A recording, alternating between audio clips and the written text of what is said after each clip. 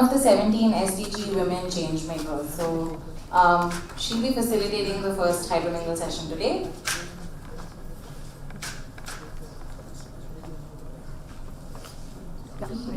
Yeah.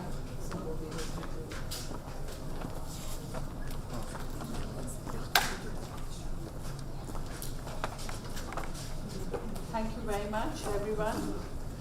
Many thanks. Very generous introduction.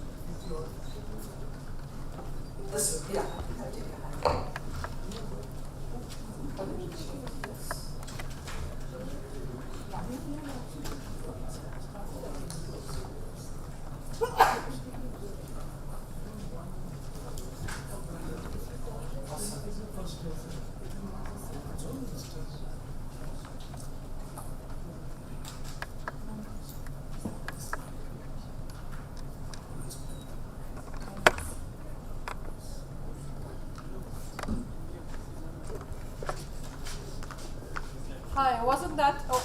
Does this work? Yeah, it works. Thanks. So welcome back again. And wasn't the previous two conversations, two keynotes, and a very powerful innovation by Adya, super energizing? Was it? Yes. Can we have another round of applause for all the three people?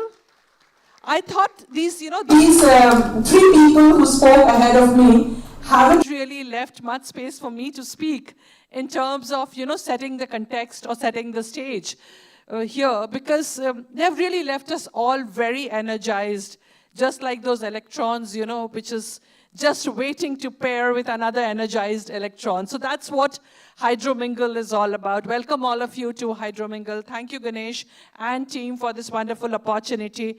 Thank you for also bringing out, in your welcome address, that this is a platform not really for asking questions. This is a platform where we bring together people from their silos. We pull them out from where they are and build synergies. So here, and also, the place where we are holding this, I think the challenges that Bangalore has faced in the last 1 year probably is a wake-up call for all of us, and that even a tech capital of India, which is probably innovating in all fields, is not insulated from water crisis. So it can just strike anyone and everyone. And we really need to come up, as Professor Chari brought out, that we really need to come up with frugal, local, cost-effective solutions, because the problems are local and we cannot think of people from all over the globe to come and help us out solve this problem. So I would really appreciate if this session is actually a mingling of minds and missions rather than asking questions. And I have 5 brilliant people, I think very inspiring startups and organizations who would be joining me today.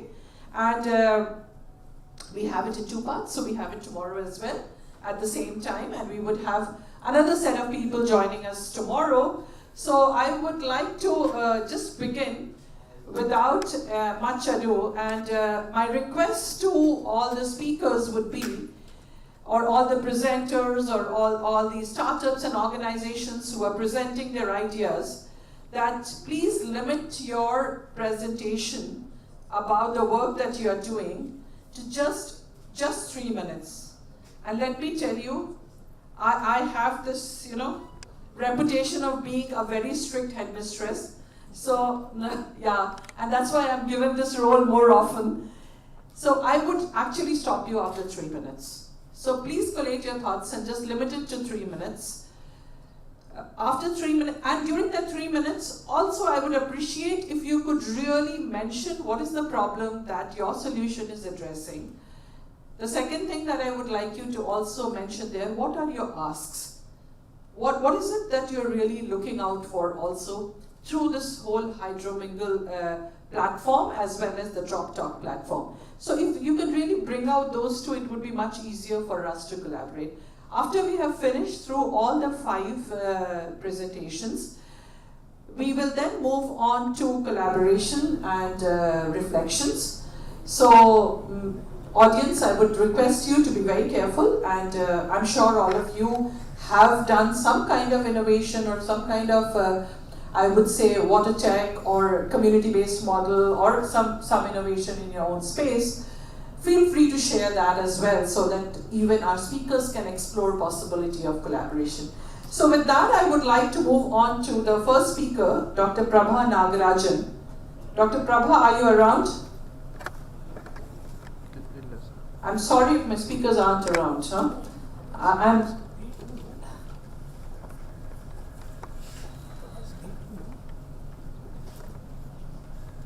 Okay, do I have Ansu Susan Cherian? So we really don't have time to waste here, because if we want to accelerate change, then we really need to be that change that we are looking out for. Ansu, please come up. I'll just put your slide first.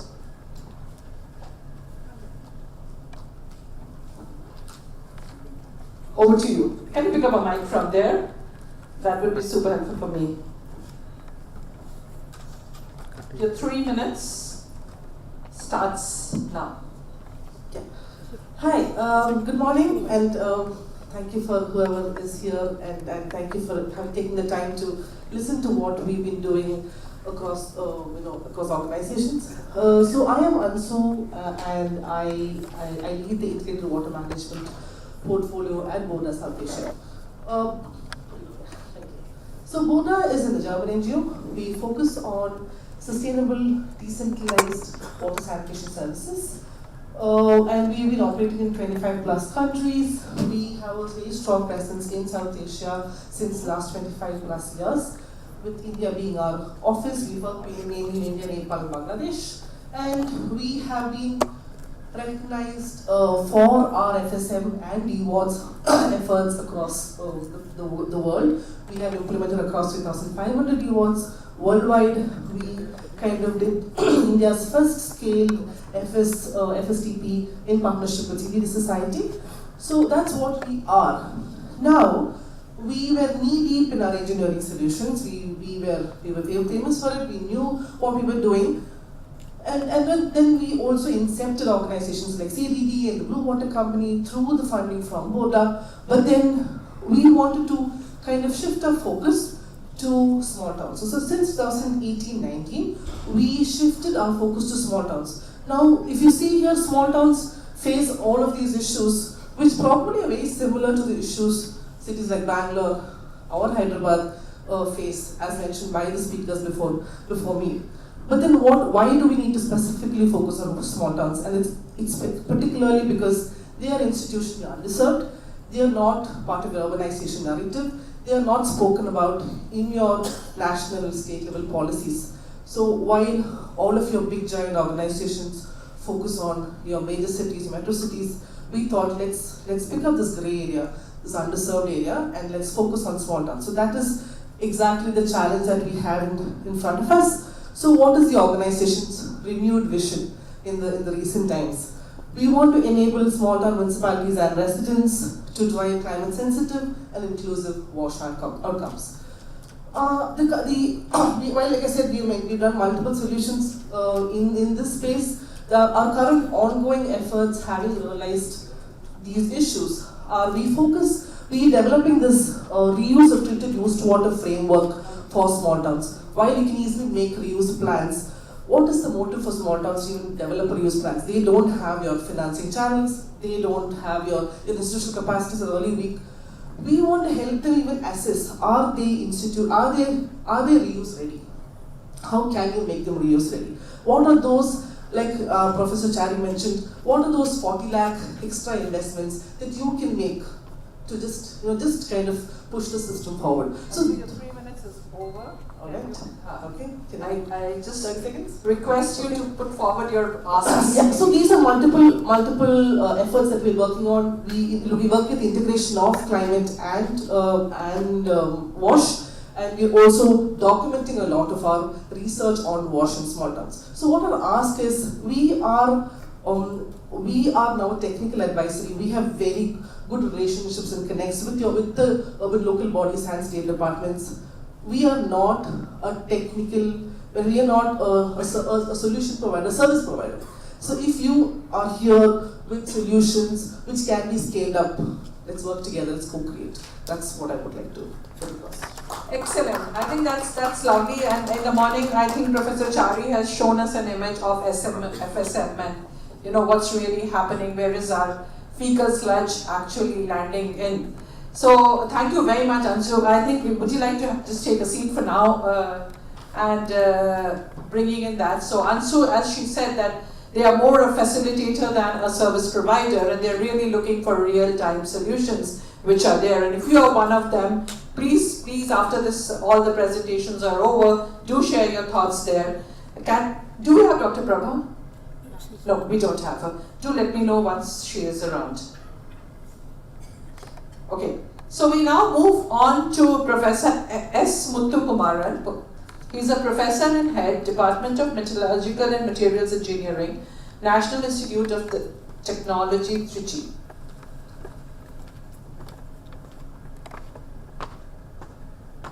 And as you can see, his technology is known as Pure Boat. And sir, may I hand over the mic to you? Thank you very much, sir. I know you have 2 slides, but I'm fine showing both the slides. However, I would request you to please keep it to 3 minutes. Thank you. Thank you very much, sir. Over to you. First of all, I'm thankful for the organizer, Mansa Manu, for giving the opportunity. And so this is nothing but fur boat. In 2014, there was a big flood in Chennai, and that time I was worried. How could I save my mother if flood comes? So we used to tell, necessity is the mother of invention. But I used to tell, my mother is necessity for this invention. And this can be used as a furniture. In emergency, we can flip it and use as a boat. This is a certified boat to carry 3 people. It undergoes all the tests, rigorous tests, and it is a boat to carry 3 people. And this is made with polymer mantis composite, and life, yes, generations we can keep. So initially, I invented this for flood rescue. Then I thought, why don't we keep this as a furniture in boat? Yes, I discussed with Kochi shipyard. Yeah, I given demo in backwater. And in case of ship, we have rescue boats, but boats we don't have rescue boats, only life jacket. And old age people, young children cannot wear this life jacket. So this can be used as a furniture inside a boat, and it can be used. And another thing, fishing is considered one of the most risky profession. Around 24,000 people are killed globally, and in India around 500 people are dying every year. And this can be given as an ice box. In case of emergency, they can throw the content, they can safeguard themselves. And the beauty of this design is, even if it is sinked in water, it will float with 3 people seated. Even if it is filled with water, it won't get sink. That is the beauty of this. Already, Ribbon building, they used to face flood. They used to manage flood, but they used to face flood. So they kept as a furniture. They are my customer. They purchased from me. And Indian Oil Corporation, they purchased from me. And I have a startup, Funboat Private Limited. So this is about Funboat. And fishing, in 2 months they are provided for fishing. So those period we can use the people to clean inland water bodies, and also they can do inland fishing.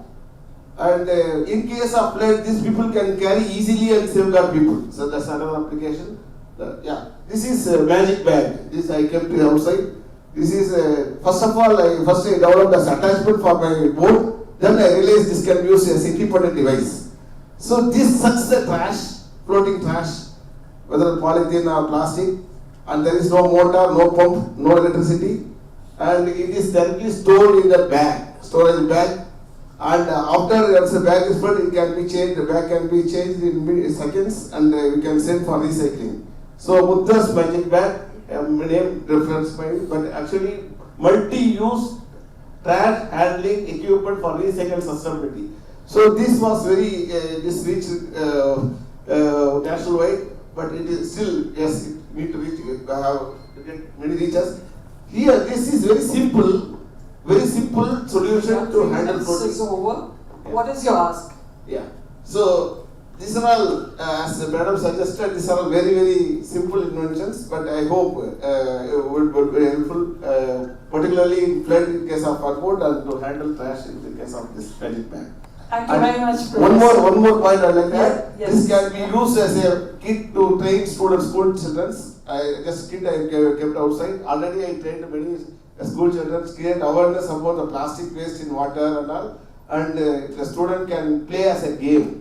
So by learning, they will learn faster if they play. So that the kit I kept outside. Thank you very much, sir. If you can please have a seat.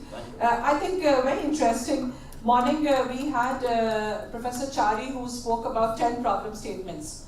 I don't know how many of you noted, but I have noted 10 problem statements. Don't want to really speak about it right now, but one of the problem statement in that was urban flooding.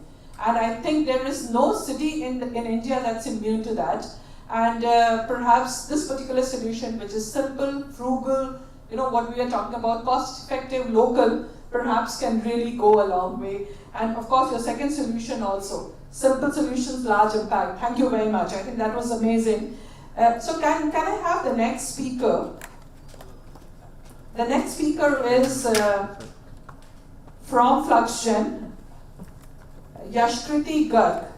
And Yashkriti Garg has actually shared her problem statement, but I totally leave it to her. 3 minutes is all yours, and you can really tell us about what exactly do you have to offer and what are your asks. You may come and take the center stage, please. The time starts now. Yes.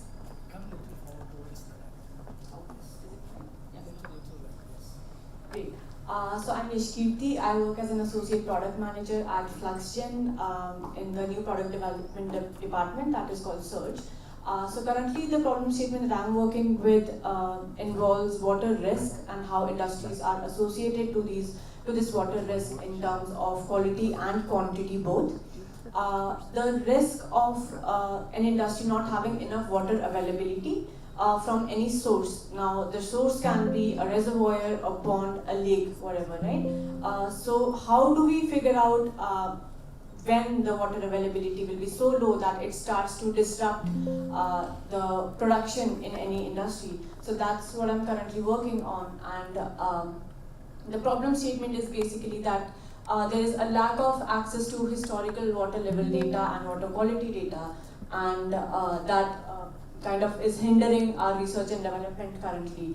So the ask, I'm going to keep it pretty short. So the ask is if there are any satellite data providers present here, if there are academics and researchers who would want to collaborate on building this perfect and high accuracy model that could tell at any given point how the lake or reservoir is going to behave down the line. If there are data engineers who can help us fine-tune these models that we're building, you are please welcome to collaborate. Thank you so much. Thank you very much. You are a trendsetter already. Huh? You have finished in just about 1.5 minutes, so that's awesome. I think a great thing again, I think Vishwanath spoke about the greed, the human greed that we keep drawing water. And there's no end to that. Not realizing that we are actually taking the share of water which was for agriculture, we are drawing a share of water that was for the aquatic life, and the basic environmental flow of any water body. And perhaps it's so important. And another thing I think Vishwanathan brought out in his conversation was the true cost of water. And I think that's something, Ganesh, the first time you met me, we talked about the true cost of water. And we are never able to estimate the true cost of water, which is, whatever we are drawing, are we really returning back what we are appropriating? And that's again a great thing to really talk about and discuss, besides all the collaboration that you need with regard to how we can measure and manage this whole problem. Thank you very much. Amazing, you gave me some time to speak. So thanks for that as well. We move on to our next speaker, Dr. Saurabh Chaudhary.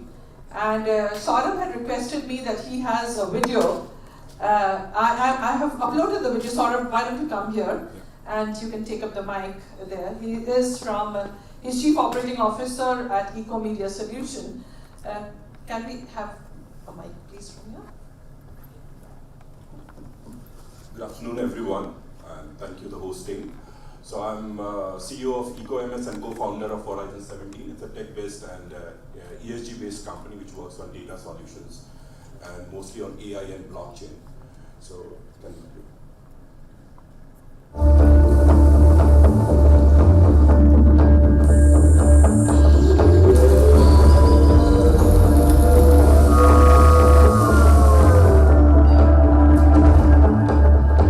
This was early 2023, post-COVID times, when nature was coming back to new normal. As a child, I always dreamt of making an impact through technology. As global corporate communications person, I experienced how MNCs were struggling to commit to sustainability mandates. After passing from NDA, I joined the Indian Army's technology vertical, integrating cutting-edge technology into the armed forces. I served in the military for over 2 decades. I grew up with a deep sense of respect for Mother Earth. At MIT's sustainability program, I gained insights into the climate crisis and the role government, civil society and corporates can play in ESG impact. After spending years in cyber intelligence, traveling all across the world, I saw how developed nations prioritized the planet, people and prosperity. I realized that my military work, though it was impactful, but it was just a fraction that the country truly needs from its citizens. Over half the world's GDP depends on nature, making it vulnerable to the biodiversity loss. Sustainability is about balancing people, planet, and progress.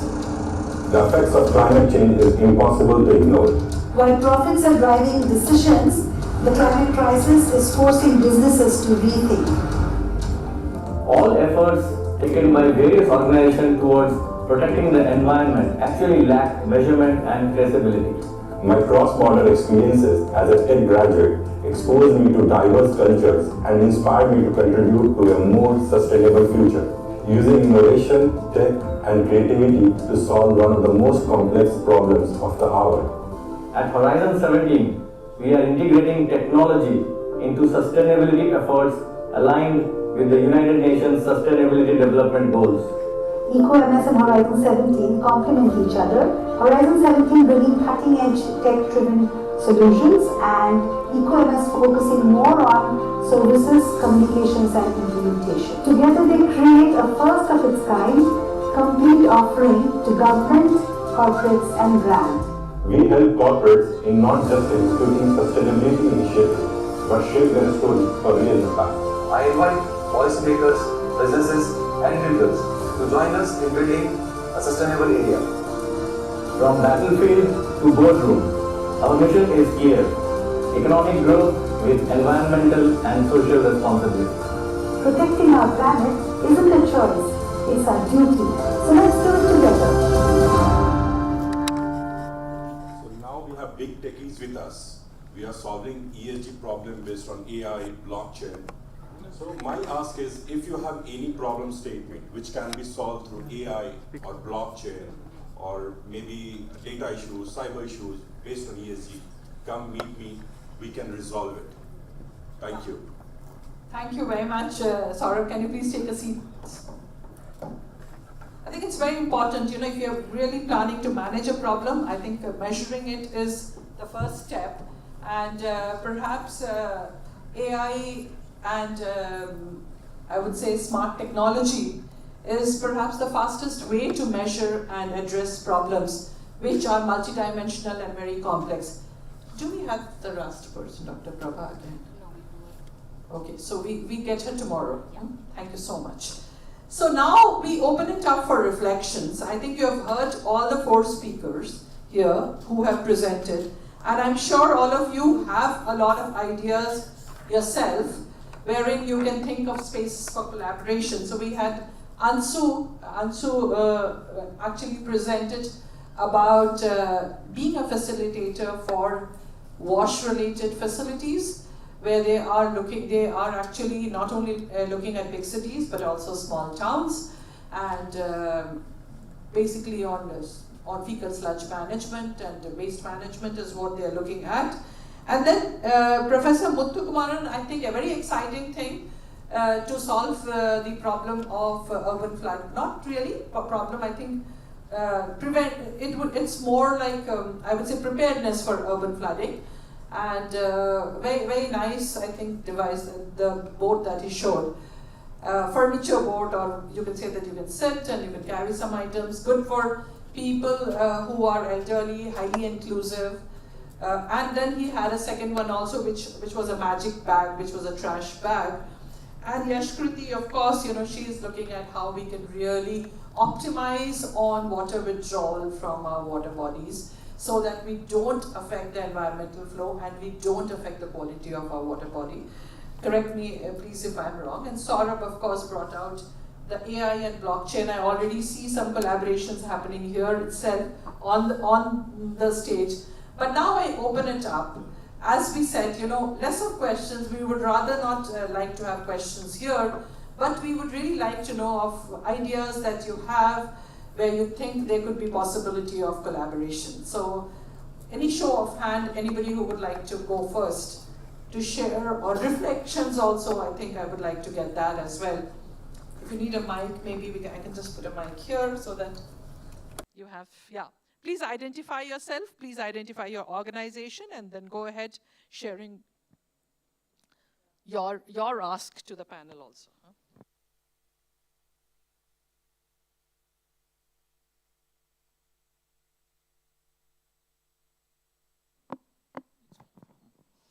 Yeah, good morning. So this is Preeti, and I have this organization called Bioenzyme Entrepreneurs Academy.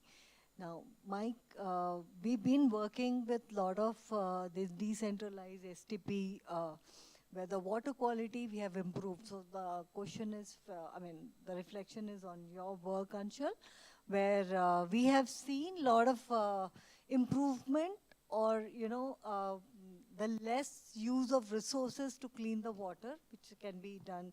And in fact, I've been working even with CCD, Ganesh.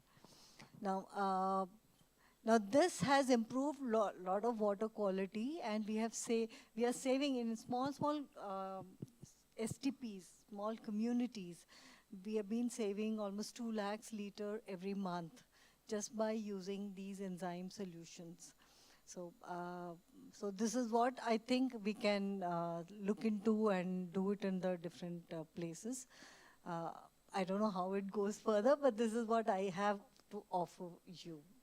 And we have also used these kind of solutions for the leachate treatment and the landfill. So, but in India, I think we have a challenge with, the amount of methane getting emitted from the landfill, and the quantifying the thing. But what we have, physically what we have seen, it has reduced the toxicity of the air quality also, just by treating the leachate water. So if something can be done technically about it, that would be great. So could you quickly say, maybe if I ask you that, what are your 2 or 3 asks? So what could that be? And I think that's something that I would like people from the audience also, who are participants. Yeah, so my ask is we have a simple solutions for the most complicated issues, what all of us are facing today with our STPs, at least in Bangalore I've seen it, and it's everywhere. Yeah. The water treatment is not as efficient as we expect. It is not reusable, but we have done that in a very simple and a very efficient manner. So this is what I can offer, and I would definitely like to collaborate whoever is working in this line. Okay, so you say that you have a solution. Yes. And if somebody can facilitate in scaling that up, or taking it to different parts. Yes. Right, and so do you see any collaboration happening there?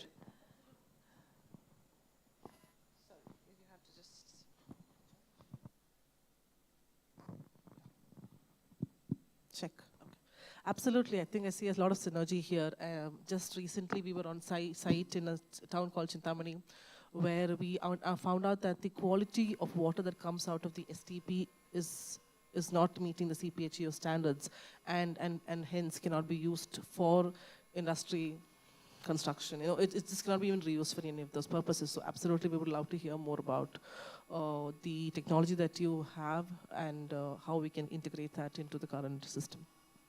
Yeah, but I would also like to ask Saurabh that through your AI and blockchain, is there a possibility that we map certain things like this, which is there. So how do you see yourself contributing to technologies which already exist? Because what I feel in every platform that I come, that a lot of people are doing a lot of things. And as Ganesh mentioned in the morning, it's all in silos. So can AI, blockchain help us in bringing it together?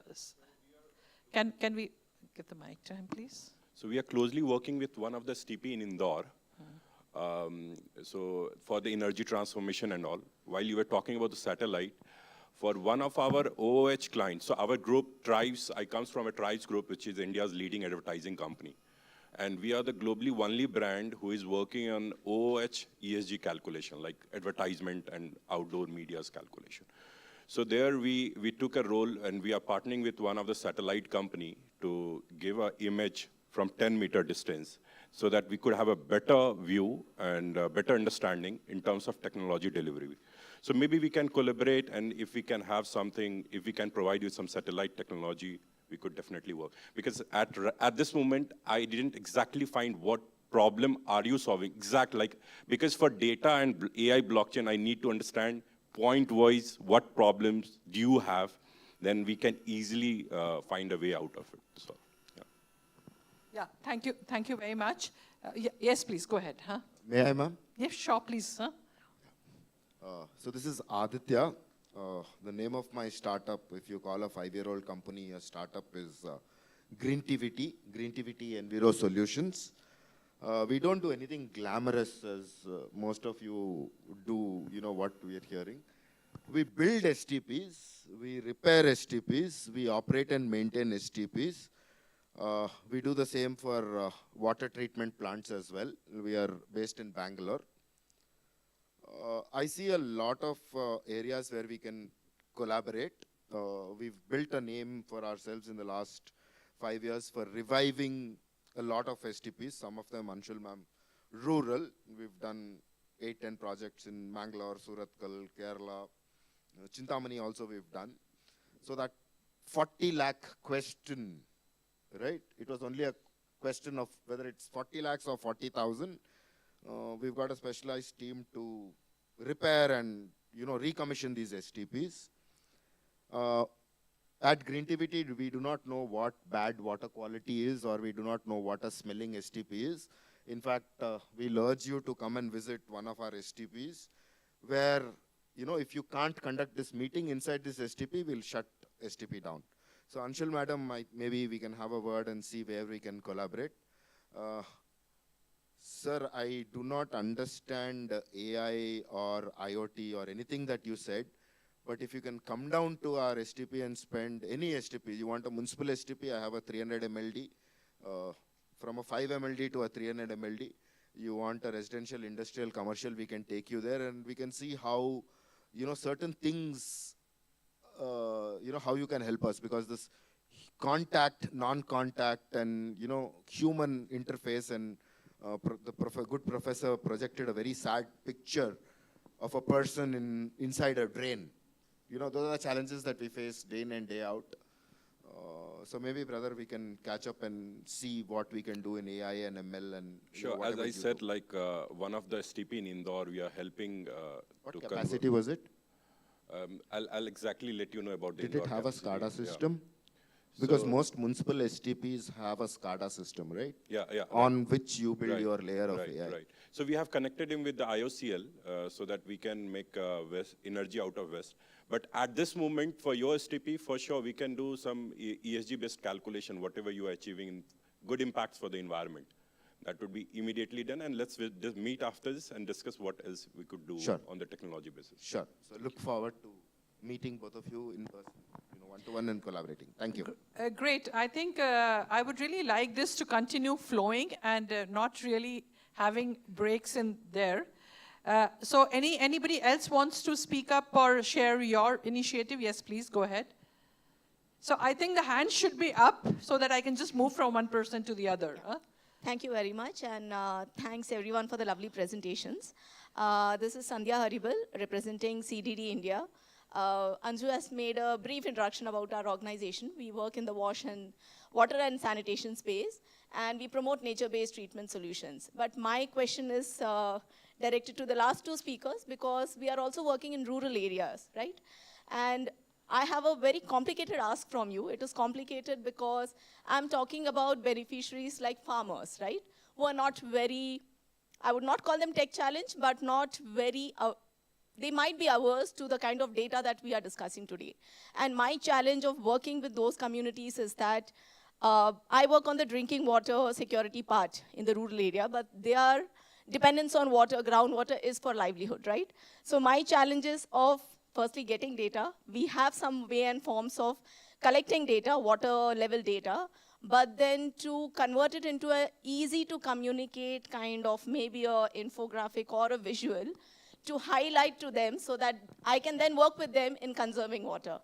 Maybe I could speak to both of you all later on individually and figure out if there is a way and a simple way to do this. But that would be a ask from my end for now.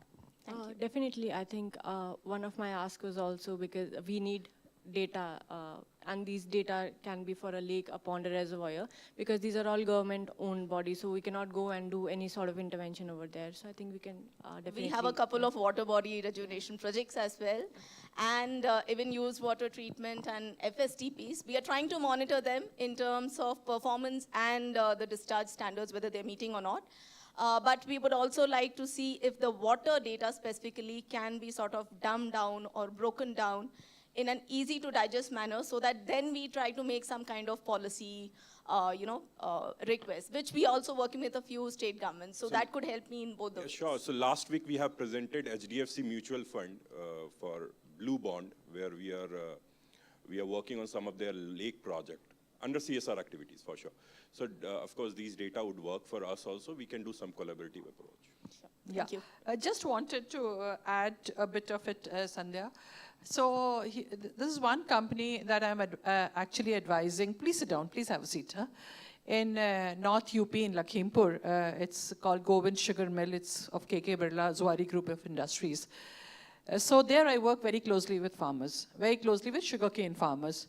We don't have that much dearth of money there, or the dearth of water there. I think, yeah, water is money, so yeah, dearth of water there.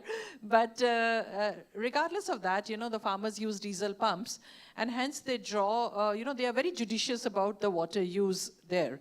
But I know sugarcane is also grown in other parts of the country, which are terribly water stressed. So I think there are a large number of agri-tech companies. I'm not sure, Ganesh, how many agri-tech companies are going to be present here. But I think when Nandakumar sir, for instance, in his, when he talks about his center, there are a few incubating there as well. Even in our sugar mill, we do have an app, farmer-based app, simple in Hindi, which in the local language, which they can follow. We haven't integrated in that as such, how do you really see your water there? But it would be a good idea to do that as well. And I think one of the startup which probably even I'm mentoring, Navariti, and I can connect you with them, they have come up with an IoT-based device to measure irrigation water, wherein, they are actually trying to monitor and even starting and stopping of irrigation so that, including the soil moisture, wherein, there is no excess irrigation that happens there. That said, there are piezometers which are there, which are automatic groundwater monitoring piezometers which are there. And they can be actually connected real time on mobile phones.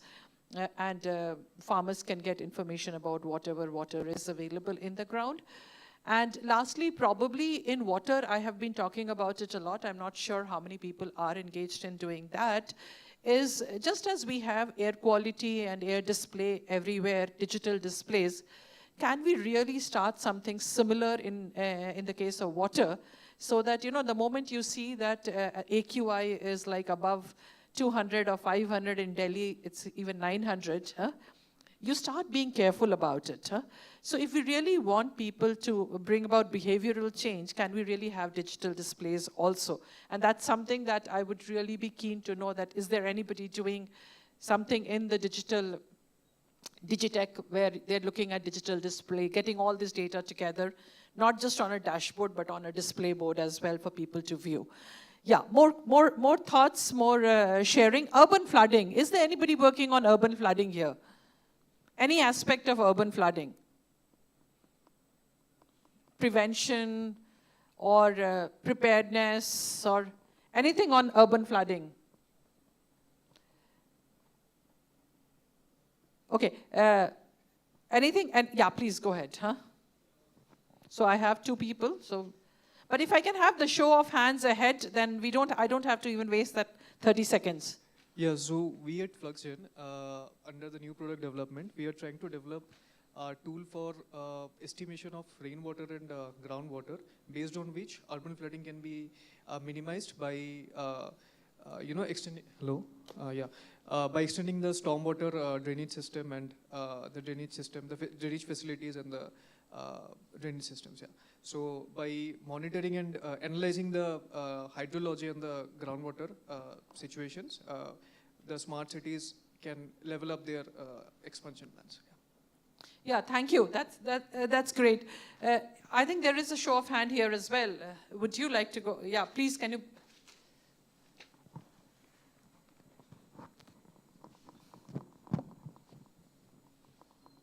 Me? Yeah, please. Hi everyone. I'm Satyajit. I'm ex-Tata Steel, and now I am with FluxGen. I came across one technology. It's a Japanese technology. It's called ceramic bit technology. You know, this can be used for municipal purpose, means drinking water purpose, as well as industrial purpose.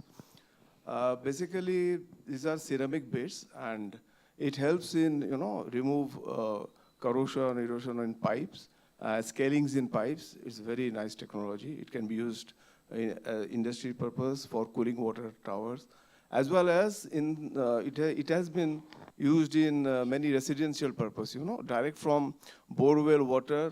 If you pass that water through this ceramic beds, directly you can drink that water. So no disinfection is required.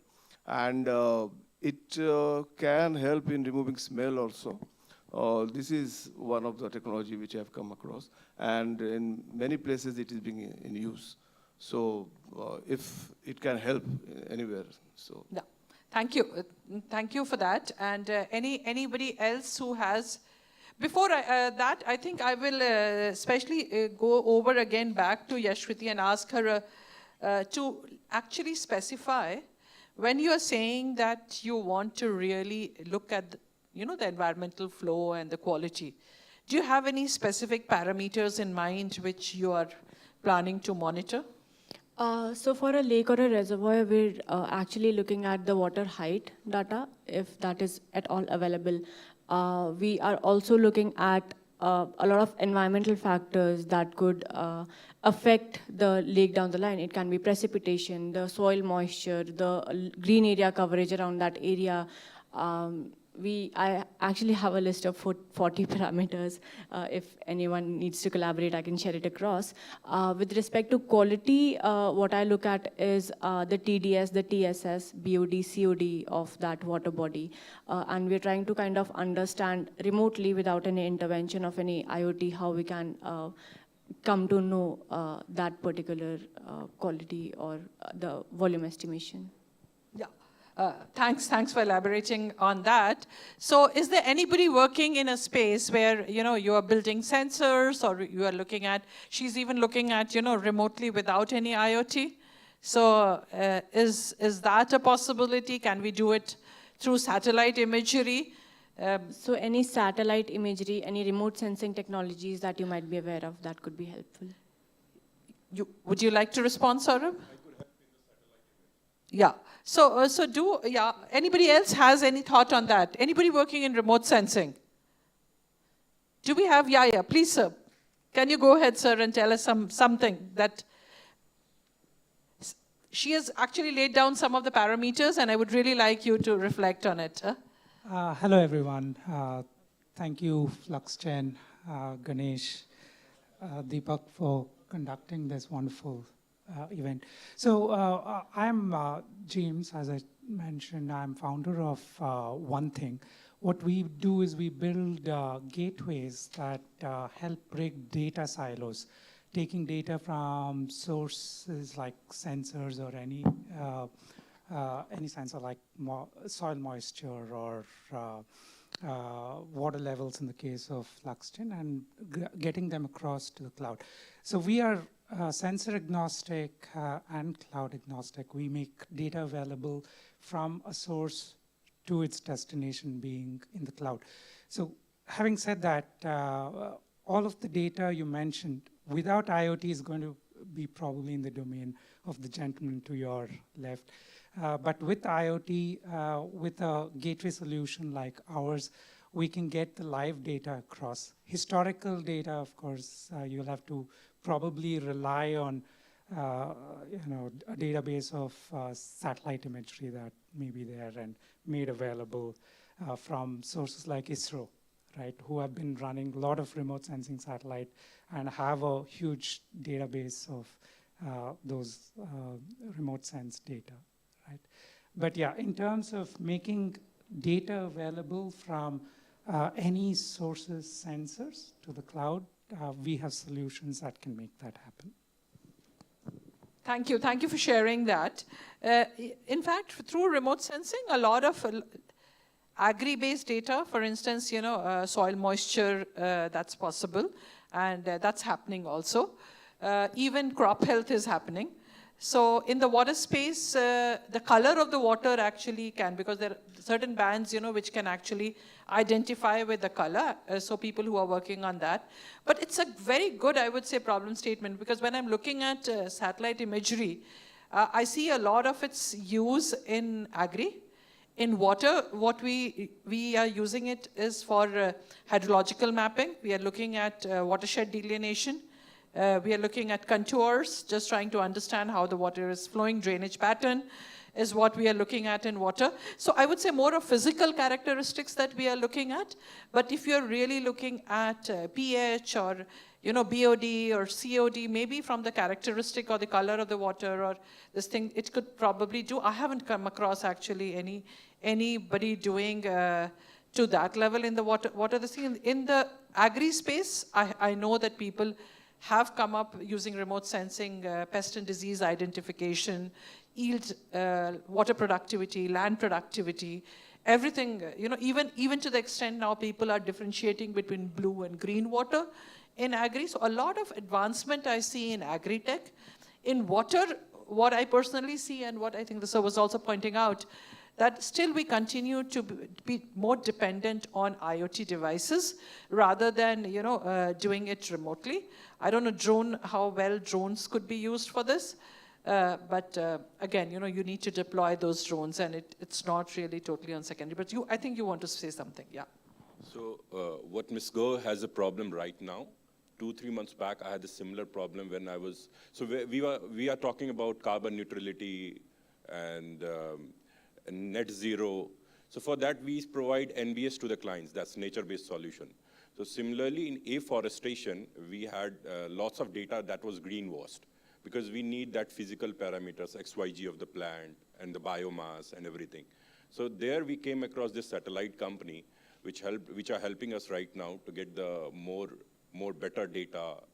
So maybe I'll connect you with that company who can help you from afforestation to maybe now blue bond. So that will be helpful, I think. Yeah.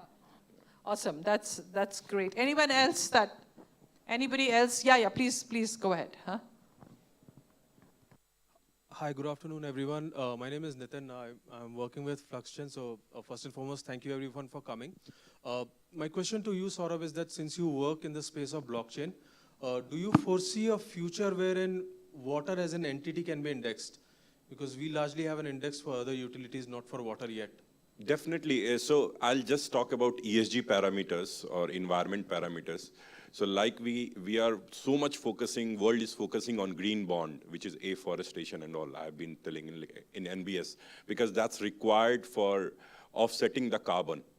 Because if you talk about big industries, it's impossible to achieve or offset the carbon without NBS. And if you say 1, 2 years or 5 years back, people were not focusing on carbon offsetting calculation from water bodies, which I think Ms. Garg and the FluxGen team can do. We can collaborate where we can also calculate the carbon footprint, which can help companies to offset from their what they have been impacting the environment. So that will help them to achieve net zero or neutrality through Blue Bond. Yeah, thanks. I would like to get some problem statements from the audience also. Quickly, maybe, yeah, please. Okay, 1 second. We have, so I am looking now, before we end this session, and before I get a warning from this side to end the session, I am actually looking at least 10 problem statements coming from the audience. So now I really want you to put on your thinking cap and start, yeah. So we have Satyajit first, so maybe he can go and then... yeah, doctor, as you said, that color is one of the problems of water, detection of color. But one main problem is, sometimes there's a smell in water.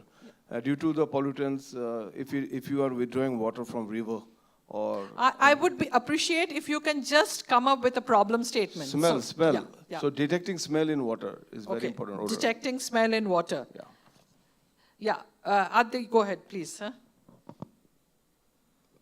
Unlike air or anything else, anything to do with water, when you have to measure, it has to be contact, right? Now, I'm also seeking solutions for water quality monitoring, whether it is wastewater or drinking water, like Yashkirti. The German solutions, which are deployed in the municipal I want a problem statement now. So there is no low-cost, non-contact solution. There is no localized, indigenous water testing solution that is affordable. Okay. In India. No water testing solution that is affordable, because these which thoughts can go we will in the take, mass market. Sure. No low-cost water testing. Sir, to answer your, we also work on something called Acogen Labs. So there are two aspects. One, whatever STP or ETP you might have, and we have partnered with a third-party NABL accredited laboratory. So we can get your water from your STP and ETP, get the water tested, and whatever report that is getting generated, we will provide you analytics on that for your predictive maintenance. So one is that. And there are water quality testing sensors that Fluxgen can help you with. I think if you contact Nitin, so all the real-time data in 5 minutes window that you can get on a single dashboard. So maybe that will be helpful to you. Sure. Yeah, thank you. So any other problem statement? I'm looking at 10 of them. And I think I at least have about 30 people in this room. And I'm sure there would be one problem statement that, yes, Chandni, go ahead. Huh? Please share your problem statements. I think 10 I already have from the morning. So my problem statement is that we do a lot of work on rainwater harvesting, and we recharge the surface run of water and the rooftop water. But I'm not able to measure how much water is going into the ground on real-time basis. We tried flow meters, but it wasn't successful. So that is my problem statement. But I can definitely calculate how much water potential has been created. Thank you. Yeah, thanks, Chandni. I think, yeah, that's something that we have discussed. Very, very important question. We are able to estimate it. So we say that, okay, this is the water harvesting potential. How do we go about actually measuring what is the water that is flowing through that tube well or through the pipe or through the percolation tank or through any other rainwater harvesting structure? And I know a lot of people have tried flow meters, but somehow it hasn't worked accurately. So probably that's, and I'm not really looking for solutions. Just to answer to that as well, if I may please. Yeah, please. So we also work on something called rainwater intelligence. I think if we can catch up after this session, I think Bhargav can give you a more detailed of how we do it and how we measure the accurate amount of water that is getting recharged or that is getting collected in your sump. So we might want to catch up after this session. Yeah, thank you. Thanks, Yashkriti. Any other problem statement? I've just got about 3 problem statements. That's not really good. Huh? Anything that somebody wants to work on, or you're already working and you're facing a challenge, and that you would like to be... Yes, Ganesh, please go ahead. Can I...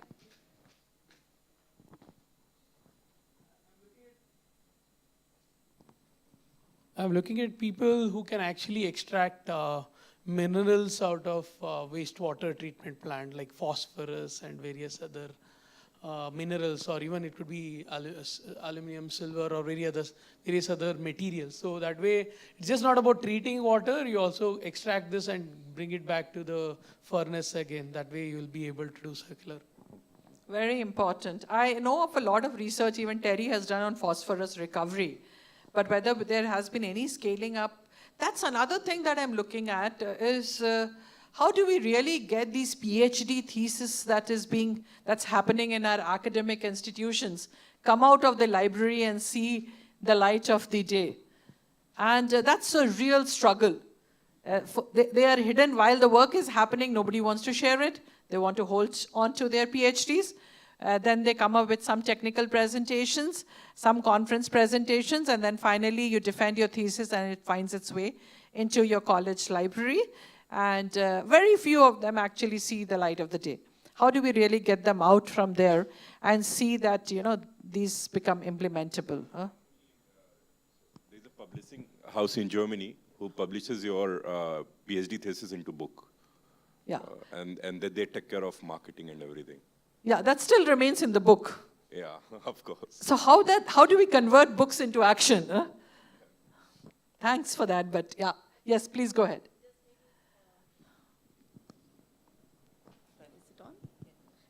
Yeah, I could just maybe give one input that recently we conducted an event on nature-based solutions for water circularity. And the attempt was to invite these PhD students. Luckily, we had a few in the network. But to ask them to come and make presentations and then make them link with the industry there to see if they could take up some live demonstration projects and implement it on ground. So maybe some more such forums or open discussion forums could be useful in future. Yeah, I just wanted to add that we have a portal called the Washtowns, where we kind of collaborate or bring in resources around water sanitation solutions. So I think we could definitely think about collaborating with, we are already collaborating with institutions like CEPT and SPAs, but if we can also collaborate with other organizations, other institutions, and then bring their academic efforts into the portal, I think we can work on that. Yeah, great. Thank you very much. I think I've heard a few people talk. Any other problem statement before I'm just trying to wrap up this session. I've heard a lot about nature-based solutions. And of course, we heard about urban flooding and at least one preparedness that we saw the device here, or the furniture or the boat that we saw here. Nature-based solutions are also considered to be, very useful in flood mitigation. Anybody working here on nature-based solution for urban flood mitigation? Sorry, I have to put this across to you because you're not opening up. Huh? Anybody working on nature-based solutions for flood mitigation? You want to go? Yeah. So I'll just share one last story from my end also on this. So in 2019, when Gurgaon had a major urban flooding, and of course every year it has it, I think the administration actually became very active to see what could be done, and then they approached an urban planner and they came up with a 250 crore design of making more drains. That means adding more concrete to the city. And at the point in time, I was with Terry School of Advanced Studies. So a bunch of local NGOs approached us and they said that, this is what they are planning to do and this is not the right thing to do, because just for one instance of urban flooding, if we keep adding more concrete, we make the surfaces more impermeable, and hence, it's only going to escalate the problem. So we went together to the commissioner, and we spoke to the commissioner and we said that give us some time, and they gave in 2020. This was actually, the flood was in 19 and 2020 we were working. It was COVID time as well, but the commissioner was very committed and he walked us through the places which were hot spots. What we realized when we do a satellite, mapping of that place and hydrological mapping, Gurgaon actually had 4 creeks which was actually coming from the Aravalis, a lot of them encroached by the real estate builders. And obviously, when you encroach upon their space, then the water is going to come to your place. Huh? So we worked out that, and we said, okay, and all these creeks were used for C&D waste dumping. Very simple logic, you know, what we just said that if we can clean up these spaces and we can allow the water to flow, a lot of water, and the elevation difference between Faridabad and Gurgaon was roughly about 60 meters. So a lot of water from Faridabad was also flowing into Gurgaon and then finding its way on the Golf Course Road. So some diversions, you know, and there were green areas adjacent to the roads.